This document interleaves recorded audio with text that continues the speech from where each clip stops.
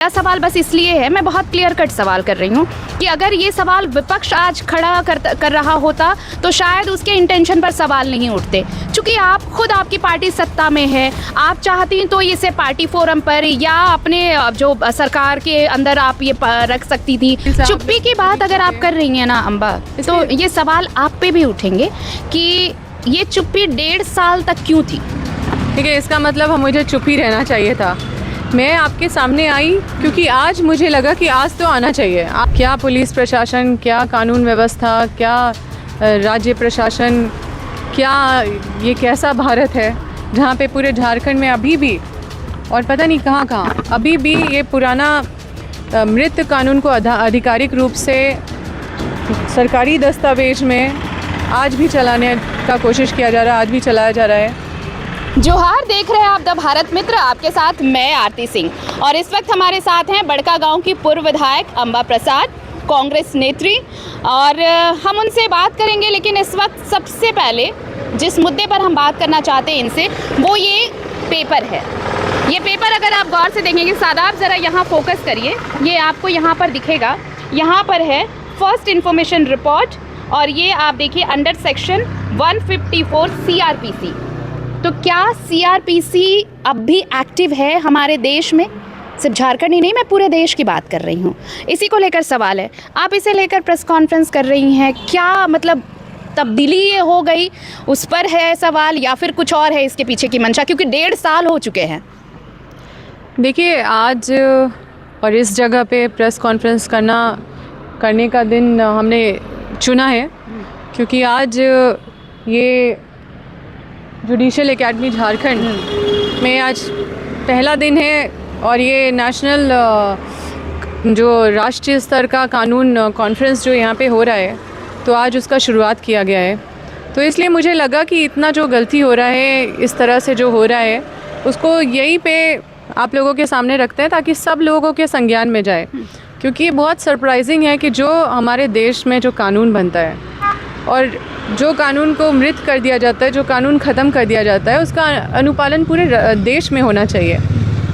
Police प्रशासन कानून से चलती है और CRPC के जगह पे BNSS को लागू कर दिया गया है, CRPC ख़त्म कर दिया गया है। लेकिन 1.5 साल बीत जाने के बाद भी आज भी यहाँ पे देखिए ये FIR अगर आप फोकस करेंगे तो बहुत सारे FIR है, ऐसे हज़ारों FIR हमारे थानों से आए दिन हो रहे हैं।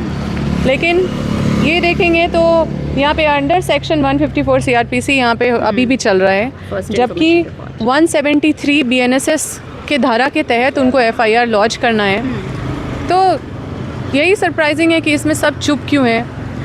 मतलब इसमें क्या पुलिस प्रशासन, क्या कानून व्यवस्था, क्या राज्य प्रशासन, क्या ये कैसा भारत है जहाँ पे पूरे झारखंड में अभी भी और पता नहीं कहाँ कहाँ अभी भी ये पुराना मृत कानून को आधिकारिक रूप से सरकारी दस्तावेज में आज भी चलाने का कोशिश किया जा रहा है, आज भी चलाया जा रहा है।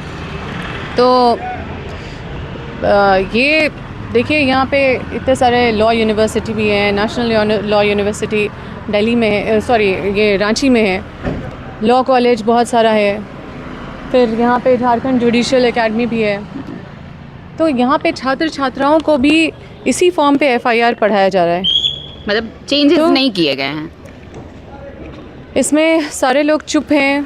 अच्छा, ये चुप्पी की बात अगर आप कर रही हैं ना अम्बा, तो ये सवाल आप पे भी उठेंगे कि ये चुप्पी 1.5 साल तक क्यों थी। ठीक है, इसका मतलब मुझे चुप ही रहना चाहिए था। मैं आपके सामने आई क्योंकि आज मुझे लगा कि आज तो आना चाहिए, आज तो बोलना चाहिए, क्योंकि आज राष्ट्रीय स्तर का हमारा कानूनी कॉन्फ्रेंस यहाँ पे हो रहा है। और हम किसको बोलेंगे, पुलिस को बोलेंगे कि हम मतलब जो व्यवस्था है उसको बोलेंगे, हम कहाँ बोलेंगे इस बात को। तो हम सोचे कि एक ही है माध्यम है, आप लोगों के माध्यम से सबको संबोधित करते हुए बोल देंगे। क्योंकि आज का दिन विशेष है हम लोगों के लिए, क्योंकि झारखंड में आज पहला यहाँ पे राष्ट्रीय लेवल का कानून का मतलब कानूनी कॉन्फ्रेंस हो रहा है, लीगल कॉन्फ्रेंस हो रहा है। और 2 दिन का ये लीगल कॉन्फ्रेंस यहाँ चल रहा है और सभी लोग इससे अनजान हैं। या फिर ये बड़ा ही सरप्राइजिंग है जानबूझकर क्योंकि चुप हैं। नहीं, ये बड़ा ही सरप्राइजिंग मुझे है क्योंकि देखिए, आप कानून से हमारा देश चलता है। मेरा बस एक ही कहना है कि हमारा कानून जो हमारे देश में बनता है, सबसे पहले अधिकारी को उस कानून को अनुपालन करने का जिम्मेदारी होता है। आम नागरिक को जागरूक होने का जिम्मेदारी होता है कि आप जागरूक होइए कि क्या क्या कानून हो रहा है, और जो जनप्रतिनिधि हैं वो भी मतलब उनको भी अवेयर होना पड़ता है, वो उनको भी मतलब लीगल नॉलेज रखना पड़ता है क्योंकि वो कानून के प्रणेता हैं। ठीक है, ये आपने कहा कि आज तो बोलना होगा, थोड़ा इधर आ जाते हैं हम। आपने कहा आज बोलना पड़ेगा, तो आज बोलने का मतलब कि आपने इससे पहले ये बातें किसी फोरम पे रखी होंगी, वहाँ पर सुना नहीं गया होगा, तब आपने, क्योंकि देखिए मेरा सवाल बस इसलिए है, मैं बहुत क्लियर कट सवाल कर रही हूँ कि अगर ये सवाल विपक्ष आज खड़ा कर रहा होता तो शायद उसके इंटेंशन पर सवाल नहीं उठते। चूँकि आप खुद, आपकी पार्टी सत्ता में है, आप चाहती तो इसे पार्टी फोरम पर या अपने जो सरकार के अंदर आप ये रख सकती थी, तो ये चीज़ें बदल सकती थी। लेकिन अचानक से आना, प्रेस कॉन्फ्रेंस करना और ये कहना कि मैं सबके नॉलेज में डालना चाहती हूँ, तो ये सवाल सिर्फ इसलिए है कि आप इस चीज़ को सामने लाना चाहती हैं या फिर कुछ और? पहले ये बात समझना होगा, ये कोई मामूली बात नहीं है। बिल्कुल मानती ये हूँ। एक कानून है जो मतलब नया कानून, बीएनएसएस, सबको पता है कि बीएनएसएस लागू हो गया है, सीआरपीसी ख़त्म हो गया है। तो ये एक ऐसा चीज़ नहीं है जो छुपा हुआ है या दबा हुआ है, ये लोग नहीं जान रहे हैं, सब कोई जान रहे हैं कि 1 तारीख जुलाई को 2024 को सीआरपीसी ख़त्म हो गया था और ये कानून लागू हो गया था, बीएनएसएस।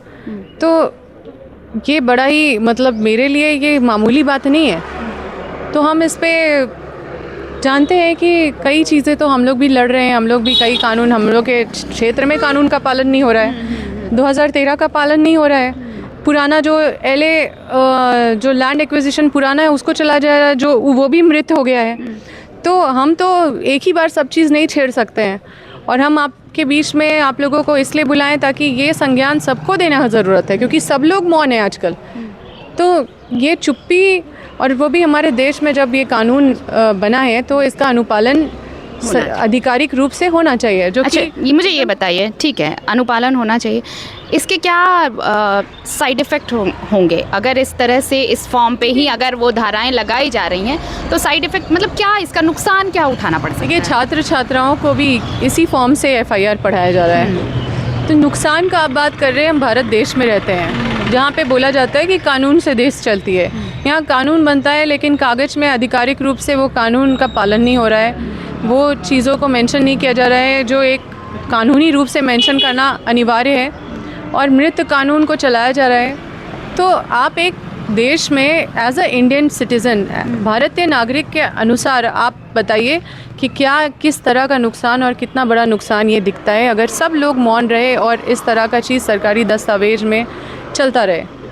चलिए, तो आप समझ सकते हैं कि जब कानून को अमली जामा पहना दिया जाता है, उसके बावजूद भी अगर यहाँ कागज़ों में वो कानून ना उतर के आए तो फिर दिक्कत होती है। और दिक्कत क्यों ना हो भाई, जब कानून बदल चुका है तो फिर पुराने कानून जो मृत प्राय हो चुके हैं, जो मृत हो चुके हैं, जो डेड हैं लॉज, उन लॉज को कागज़ों पर उतारना, क्या ये प्रशासनिक चूक नहीं, क्या ये बहुत बड़ी भूल नहीं? बहरहाल देखिए, अम्बा प्रसाद ने इसे रखा है मीडिया के सामने, अब देखना होगा कि कब इस पर क्या संज्ञान लिया जाता है। कैमरामैन सादाब के साथ मैं आरती सिंह, द भारत मित्र, रांची।